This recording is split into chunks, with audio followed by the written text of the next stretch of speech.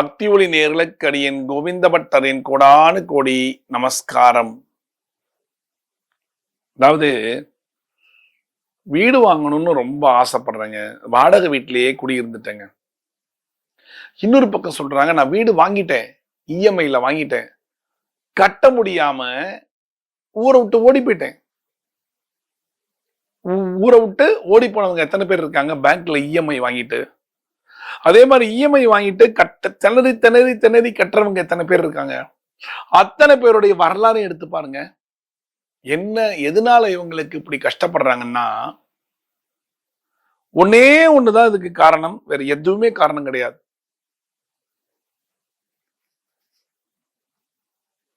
புகைப்பிடிக்காதவர்கள் முக்காவாசி நிறைய பேர் இருக்காங்க. இந்த புகைப்பிடிக்கிறவர்கள் செய்யக்கூடிய ஒரு தப்பு தான் இவ்வளவு பிரச்சனைக்கும் காரணம். அடுத்தது நீங்க சொன்னா புகையே பிடிக்கலையே, எனக்கே இது மாதிரி வருது சொல்றேன் கேளுங்க. புகைப்பிடிக்கிறவர்கள் என்ன செய்வாங்க, அந்த சிகரெட்டோட முடிஞ்சொன்ன அதை கீழே போட்டு காலில் போட்டு அப்படி லைட்டா தேய்ச்சிருவாங்க. தேய்ச்சி மிதிச்சு அந்த நெருப்பை அணைச்சிருவாங்க. மகா பெரிய பாபம். அவர்களுக்கு வீடு அமையாது. வீடு அமைஞ்சாலும் வீட்டுல நிம்மதி இருக்காது. அவங்களால சொந்த வீட்டுல வாழ முடியாது, நிம்மதியாக வாழ முடியாது. இதுதான் பயங்கரமான தோஷம். ஏன் அப்படின்னா, கீழே இருக்கிறது பூமாதேவிக்கு சமம். அந்த பூமாதேவியோட தலையில போட்டு அந்த சிகரெட்டை போட்டு கீழே போட்டு காலால போட்டு அணைச்சா அது தலையில அணைக்கிற மாதிரியான தோஷத்தை ஏற்படுத்துங்கிறது நிதர்சனமான உண்மை. ஒண்ணு. இரண்டாவது, நம்ம செய்யற ஒரு மிகப்பெரிய தவறு என்ன தெரியுமா? பூமியில ஏதாவது ஒரு நெருப்பை போட்டு கொட்டி அதை எதுலையாவது நம்ம அணைக்கிறது மிகப்பெரிய தப்பு. அப்ப என்ன பண்ணணும்? சரி, இப்படி வச்சுக்கலாமே, ஹோமம் பண்றோம். அந்த ஹோமம் பண்ணி முடிச்சோன்ன நம்ம வீட்டுல ஒரே புகையா சுத்துதுன்னு சொல்லிட்டு என்ன செய்வோம்? அதை நெருப்போட கொண்டு போய் அப்படி பூமியில கொட்டுவோம். அது முதல்ல மிகப்பெரிய தவறு. என்ன செய்யணும்? அந்த ஹோமத்தை அப்படியே அப்படியே அந்த அனல் அடங்குற வரைக்கும் விட்டுடணும். ஒருவேளை உங்க வீட்டு ஹால்ல அந்த ஹோமம் பண்ணி வீடு ஃபுல்லா புகை சுத்துதுன்னா ஒரு ஐடியா, தாம்பாளத்தை போட்டு புகையை போட்டு மூடிடலாம். அதை கொண்டு போய், ஒருவேளை நீங்க அதை கொண்டு போய் கொட்டணும் அப்படின்னு நீங்க நினைச்சீங்கன்னா, சின்னதாக ஒரு பள்ளத்தை நோண்டி அந்த கொட்டி தண்ணி தெளிச்சு அதை அணைச்சிடணும். அணைச்சிட்டு திரும்பி மண் எடுத்து போட்டு மூடிடணும். இது மாதிரி நீங்க செய்யணும். ஒருவேளை அது மாதிரி நீங்க செய்யாம டைரக்டா கொண்டு போய் அந்த ஹோமத்துடைய கனலை கொண்டு போய் கொட்டினீங்கன்னா அவ்வளோ பெரிய பாவத்தை நீங்க சந்திப்பீங்கிறது நிதர்சனமான உண்மை.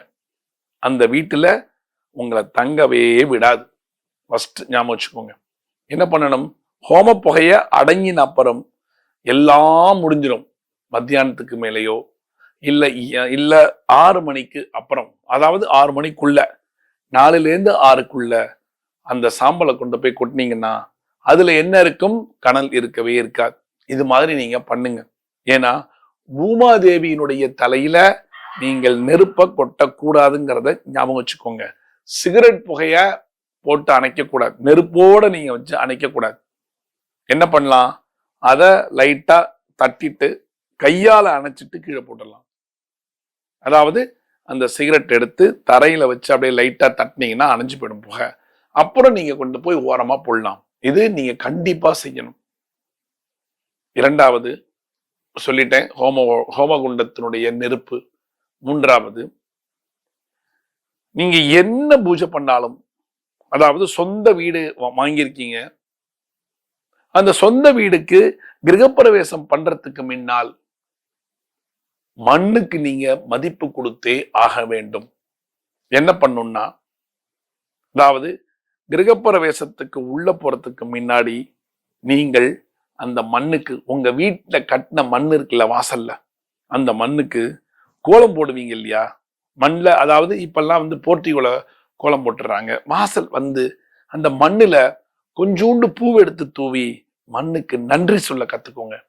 ஏன் இவ்வளோ பெரிய வீடுக்கு நீங்க எவ்வளோ தோண்டி இருப்பீங்க, மண்ணை அஸ்திவாரம் போடுறதுக்காக தோண்டி தோண்டி எடுத்து எல்லாம் செஞ்சிருப்பீங்க. அந்த வீட்டுல நீங்க நிலைச்சிருக்கணும்ல. அந்த சொந்த வீடு பார்த்து பார்த்து கட்டின வீடு இல்லையா? அந்த வீடு உங்களுக்கு வேணும் தானே? அந்த வீடை நீங்க உங்க கையில அகப்படுத்தி கொள்ளணும், நீங்க வச்சுக்கணும். எந்த விதமான பிரச்சனை இல்லாம அந்த வீட்டுல வாழணும் நீங்க நினைச்சீங்கன்னா, உள்ள போறதுக்கு முன்னாடி அந்த மண்ணுல கொஞ்சோண்டு தண்ணி ஊத்தி பூவை போட்டு, காலில் படாம ஓரமா ஒரு பூவை போட்டு மண்ணை தொட்டு கும்பிட்டு, நன்றி, எனக்கு இவ்வளோ பெரிய ஒரு வீடு கட்டுறதுக்காக எனக்கு எவ்வளவோ நான் உன்னை தொந்தரவு பண்ணாலும் எனக்கு எவ்வளவோ ஹெல்ப் பண்ணிருக்குல்ல, பூமாதேவிக்கு நன்றி சொல்லுகிற மாதிரி அந்த மண்ணை தொட்டு கண்ணில் கும்பிடுங்க, போதுமானது. இது ஏன் தெரியுமா? எவ்வளவோ பேர் கட்டுறாங்க வீடு, பாதியோட நின்றுடுது, கட்ட முடியாம போயிடுது. இல்ல நல்லா கட்டியிருக்காங்க, கிரகப்பிரவேசம் பண்ண முடியாம போகும். அந்த கிரகப்பிரவேசம் பண்ணாலும் அந்த வீட்டுக்குள்ள போய் வாழ முடியாத சுச்சுவேஷன் இருக்கும். அப்படி வாழ்ந்தாலும் இஎம்ஐ கட்ட முடியாம திண்டாடக்கூடிய ஒரு சுச்சுவேஷன் வரும். இது எல்லாமே பூமாதேவியும் மகாலட்சுமியும் மனசு வச்சா அவ்வளோ சுபீட்சம் உங்க வீட்டுல வரும். 3 விஷயத்தை நீங்க கண்டிப்பா செய்யணும். 1, சிகரெட்டை போட்டு அணைச்சு காலில் போட்டு மிதிக்காதீங்க. 2வது, ஹோமகுண்ட புகைய அணைஞ்ச அப்புறம் அந்த அக்னி அணைஞ்ச அப்புறம் கொண்டு வந்து கொட்டுங்க. நல்லா அக்னி போயிடும், சாம்பல் மட்டுமே இருக்கும், அப்ப கொண்டு வந்து கொட்டுங்க. 3வது, நீங்க வீட்டுக்கு போறதுக்கு முன்னாடி கோபூஜை பண்றோம், எல்லாமே பண்றோம், அதுக்கு முன்னாடி ஒரு பூமாதேவிக்கு நன்றி சொன்னா என்னங்க, என்ன ஆயிட போகுது? ஒருவேளை நீங்கள் நன்றி சொன்னால் அந்த வீட்டுல வாழக்கூடிய சுச்சுவேஷன் வரலாம். இன்னொரு வீடும் உங்க பூமாதேவிக்கு கொடுக்கலாம். அதாவது கடவுள் நினைத்தால் பணக்காரனும் பிச்சைக்காரனாலாம், பிச்சைக்காரனும் பணக்காரனாலாம். இதான உண்மை. அப்ப அந்த பூமாதேவிக்கு நன்றி சொல்ல கற்றுக்கொள்ளுங்கள். உங்க வீடு உங்க கையில நிச்சயமா இருக்கும், கடனெல்லாம் அடையும், நல்லாவும் இருப்பீங்க. ஒண்ணுமே இல்ல, சின்ன வேலை தானே. உள்ள போறதுக்கு முன்னாடி பூமாதேவிக்கு ஒரு பூவை தூவிட்டு, நன்றி பூமாதேவி, நான் நல்லபடியா இந்த வீடு கட்டிட்டேன், இப்ப கிரகப்பிரவேசம் பண்ண போறேன், மேன்மேலும் நாங்க இந்த வீட்டுல சுபீட்சமா வாழணும்னு ஒரு பிரார்த்தனையை செலுத்திட்டு வீட்டுக்குள்ள போலாம்ல, போங்க.